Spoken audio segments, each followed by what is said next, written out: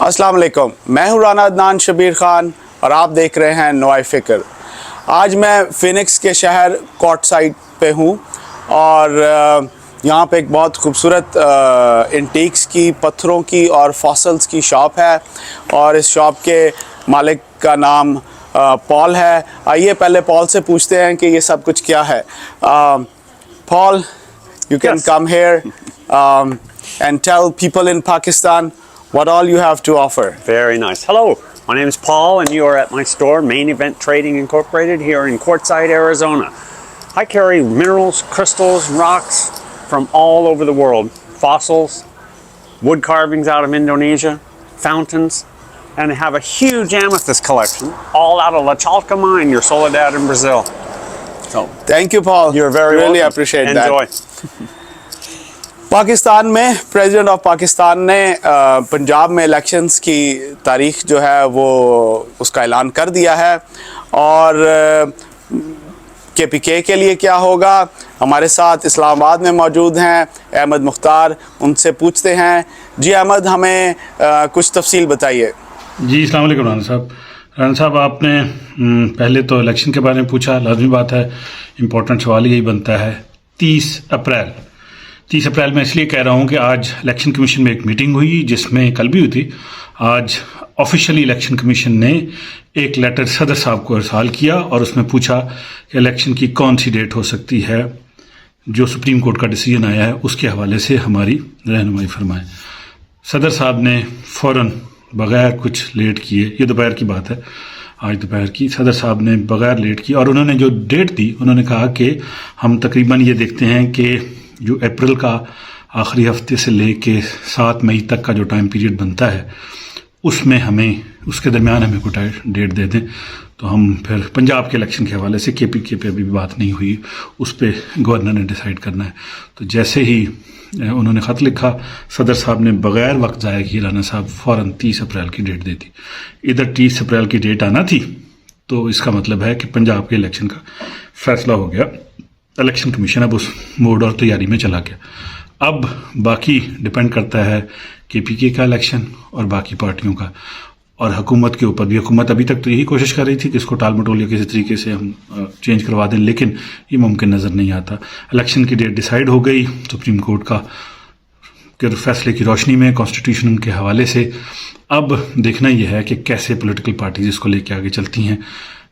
काफ़ी लेदे चल रही है, काफ़ी इश्यूज हैं जिनके ऊपर बहुत ज़्यादा काम करने की ज़रूरत है, लेकिन पॉलिटिकल एक्टिविटी अब हीट अप होती जाएगी, सियासी सरगर्मियां बढ़ जाएंगी फ़ौरन तेज़ी से। और पंजाब का इलेक्शन आपको पता है कि बहुत ज़्यादा मैटर करता है हमारे आगंदा नेशनल असम्बली के भी इलेक्शन में। तो इसलिए आज 30 अप्रैल की डेट आ गई, उसके बाद फर्दर चीज़ें हम डिस्कस करते हैं, लेकिन 30 अप्रैल की डेट जो है अहम है इस हवाले से कि बिल्कुल सर्दी और गर्मी के दरमियान का मौसम। पिछले 1-2 इलेक्शन गर्मियों में हुए तो लोग खुश तंग थे। तो अब ये मौसम भी इतना ज़्यादा गर्म नहीं होगा 30 अप्रैल का, थोड़ी सी गर्मी ज़रूर होगी, लेकिन सियासी गर्मी जो है वो ज़्यादा हमें नज़र आएगी। अब देखते हैं आगे और बाकी चीज़ें डिस्कस करते हैं। जी राना साहब। जी अहमद, ये तो हो गया, लेकिन आगे हमें ये भी बताइए कि क्या पॉलिटिकल पार्टीज़ ने, ख़ास तौर पे हुकूमत वक्त ने, जिसको अगर हम इस तरह कहें कि मुस्लिम लीग नून ने क्या लायामल तैयार किया है, क्या वो अभी भी सेंस ऑफ डिनाइल में हैं या वो इलेक्शंस की तरफ जा रहे हैं और उसकी तैयारी में मसरूफ़ हैं? और इमरान खान ने भी सुना है आज कोई बातचीत की है, हमें प्लीज़ उस बारे में भी कुछ बताइए। जी अहमद। जी राना साहब, जैसे ही आपने पूछा कि आगे क्या सिचुएशन बनती है, इमरान खान साहब ने शाम को एक एड्रेस किया और इसके अलावा मरीम नवाज साहबा ने भी गुजरांवाला में एक बड़ी रैली को एड्रेस किया। साहिवाल की भी रैली उनकी कल वाली बहुत बड़ी थी, कल परसों वाली, और गुजरांवाला में भी उनकी बड़ी रैली थी, कारकुनों से खिताब किया। तो सियासी तौर पर मूवमेंट तेज़ होती जा रही है। इमरान खान साहब ने आज खिताब किया और ख़िताब में कुछ बड़े इंटरेस्टिंग जुमले थे जो मैं आपसे अर्ज़ करूँ। खान साहब ने ये कहा कि मुझे नहीं समझ आता कि आर्मी चीफ क्यों मेरे दुश्मन बने हुए हैं, मुझे क्यों अपना दुश्मन समझते हैं, ये उनके अल्फाज हैं। कहते हैं कि मैं तो उनसे बात करने के लिए तैयार हूँ लेकिन मुझसे बात ही कोई नहीं कर रहा। खान साहब ने बात की, उन्होंने कहा कि मेरी इस्टेब्लिशमेंट से कोई लड़ाई नहीं है। उन्होंने कहा मैं मुल्क और किसी से भी मुलाकात के लिए तैयार हूँ, आर्मी चीफ से भी मुलाकात के लिए तैयार हूँ। इस दौरान बाबर अवान साहब ने प्रेस कॉन्फ्रेंस की, उन्होंने कहा कि इमरान खान साहब की जान को ख़तरा है। पहले भी एक दो साहिबान ऐसी बात कर चुके हैं पीटीआई की। खान साहब ने यह भी कहा कि जब वो लाहौर से चले और कल 2 दिन पहले उनकी पेशियां थी तो उन्होंने पहले सोचा कि वो एयरपोर्ट पे हैं, तो उनको पता चला कि एयरपोर्ट पे उनको गिरफ्तार करके बलूचिस्तान ले जाया जाएगा। तो खान साहब ने कहा कि फिर मैंने बाई रोड आने का फैसला किया। तो उन्होंने कहा जिन्होंने मेरी हिफाजत करनी है उन्हीं से मुझको ख़तरा है। तो मेरा ख्याल ये था कि खान साहब को ये लाइन डायरेक्टली आर्मी चीफ से ही कहना कि मुझसे आके मिले या मैं आपसे मिलना चाहता हूँ, ये मेरा ख्याल है कि शायद कोई मुनासिब बात नहीं है। और इस चीज़ को वो अगर ढके छुपे लफ्ज़ों में या किसी और तरीके से बयान करते, ये ऐसी बात है कि कहना कि मुझे अगली हुकूमत दे दें और मेरे साथ सुलह कर लें, ये मेरा नहीं ख्याल कि मुनासिब ऐसा कोई मैं पहले भी हमने 1-2 दफ़ा ये बस जिक्र किया कि इस्टेब्लिशमेंट अब आगे नहीं आएगी। इस्टेब्लिशमेंट ने जो रोल प्ले करना है चीज़ों को चलाने के लिए वो चलाने के लिए करेंगे, लेकिन वो किसी से मिल के किसी से चीज़ें तय करके ये नहीं करेंगे। किसी की नाकामी अपने सर नहीं डालेंगे, किसी की कामयाबी का सिर जो कह लें कि सिला है वो भी खुद लेने की कोशिश नहीं करेंगे। तो इसलिए पॉलिटिकली खान साहब को चाहिए और इसी तरह मरीम नवाज साहिबा को भी, नवाज शरीफ साहब को भी और पीपल पार्टी बिलावल साहब को भी कि फौज दा खड़ा छड़ दो, अपनी सियासत करो, अपनी सियासत करें और उसकी बुनियाद पे लोगों को जो आप सर्व कर रहे हैं उसकी बुनियाद पे आप वोट लें। मैं ये अर्ज़ करूँ राना साहब कि अगले 10 सालों में जितनी तेज़ी से टेक्नोलॉजी आ रही है, जो नई जनरेशन आ रही है, अगले 10 से 20 सालों में अगर किसी पॉलिटिकल पार्टी ने डिलीवर नहीं किया तो ये सबको नई जनरेशन उठा के परे फेंक देगी। कहने का मकसद ये है कि इन पार्टियों को अब मुल्क के लिए सर्व करना है। अगर नहीं करेंगे तो दुनिया बहुत तेज़ी से आगे चली गई है, तो चीज़ें मुख्तलिफ हो जाएंगी, इनको कोई भी कबूल नहीं करेगा। जी अहमद, शुक्रिया, बड़ी तफसील में आपने बात की।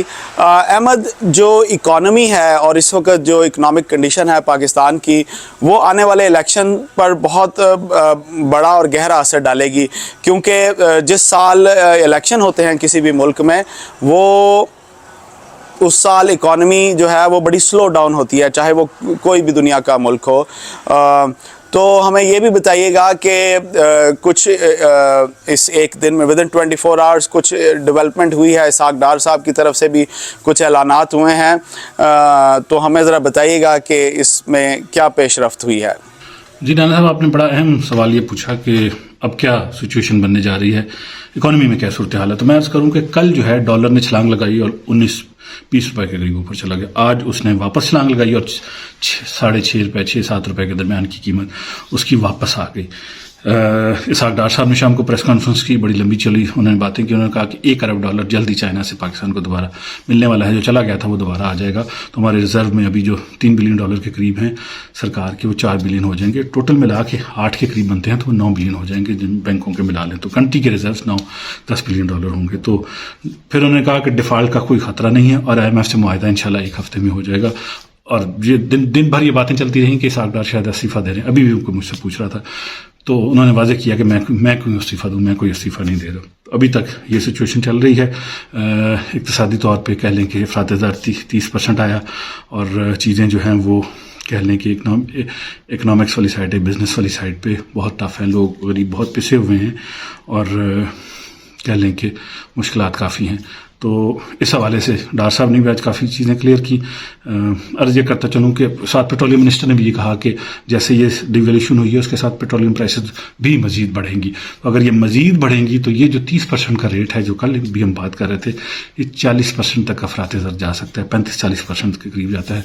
35-40% पर चला जाता है तो अगेन वही कल वाली बात जो हम कर रहे थे कि कीमतें तकरीबन 1.5 गुना तक बढ़ जाएंगी। आज भी जो है घी की कीमत, फलां की कीमत, बार बार सारे चैनल बता रहे थे टीवी पे कि सब की कीमतें बढ़ गई हैं।